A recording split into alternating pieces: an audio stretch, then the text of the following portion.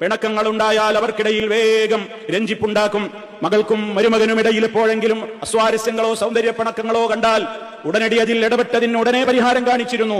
നബി സല്ലല്ലാഹു അലൈഹി വസല്ലമിന്റെ ചരിത്രത്തിൽ കാണാം, ഒരിക്കൽ ഫാത്തിമ ബീവിയുടെ വീട്ടിലേക്ക് നബി തങ്ങൾ കയറി ചെന്നപ്പോ അലി റളിയല്ലാഹു അൻഹുവിനെ കാണുന്നില്ല. ചോദിച്ചു, മോളോട് എവിടെ പോയി അലി? ഞാനുമായി ഇന്ന് അല്പം സംസാരമുണ്ടായി, ചില പിണക്കത്തിലാണ് ഞങ്ങൾ. അങ്ങനെ അദ്ദേഹം വീട് വിട്ട് ഇറങ്ങിപ്പോയതാണ്. നബി സല്ലല്ലാഹു അലൈഹി വസല്ലമ ആളെ വിട്ടു തിരയാൻ ആളെ പറഞ്ഞയച്ചു, എവിടെ അലി ഉണ്ടെന്ന് അന്വേഷിക്കണമെന്ന്. അവസാനം വിവരം കിട്ടി, മദീന പള്ളിയിൽ കിടന്നുറങ്ങുന്നുണ്ട് എന്ന്.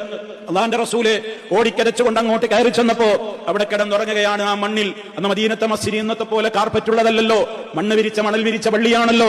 ആ മണ്ണിൽ കിടന്നുറങ്ങുകയാണ്, പിണങ്ങി കിടന്നുറങ്ങുകയാണ് അലി റളിയല്ലാഹു അൻഹു. അള്ളാഹുവിന്റെ റസൂൽ അടുത്തു പോയിരുന്നു, സ്നേഹത്തോടുകൂടി ശരീരത്തിലൊക്കെ പറ്റിപ്പിടിച്ചിട്ടുള്ള മണ്ണൊക്കെ തുടച്ചു നീക്കി കൊടുത്തുകൊണ്ട് പറഞ്ഞു, എന്താ അലി ഇങ്ങനെ കുട്ടികളെ പോലെ മണ്ണിൽ കിടന്നുറങ്ങുകയാണോ? ഖും യാ അബാ തുറാബ്, ഏ മണ്ണിന്റെ ബാപ്പ എഴുന്നേൽക്ക്, മണ്ണല്ലേ ശരീരത്തിലൊക്കെ കാണുന്നത്, എന്താ അങ്ങനെയൊക്കെ ചെയ്യുന്നത് എന്നും പറഞ്ഞ് തമാശ പറഞ്ഞ് നർമ്മരസം കലർന്ന ഉപദേശം കൊടുത്തുകൊണ്ട് വീട്ടിലേക്ക് തിരിച്ചു കൊണ്ടുവന്ന് അവർക്കിടയിലെ പിണക്കത്തിന് ഉടനെ തന്നെ രഞ്ജിപ്പുണ്ടാക്കി എന്ന് ചരിത്രം നമുക്ക് പഠിപ്പിച്ചു തരികയാണ്.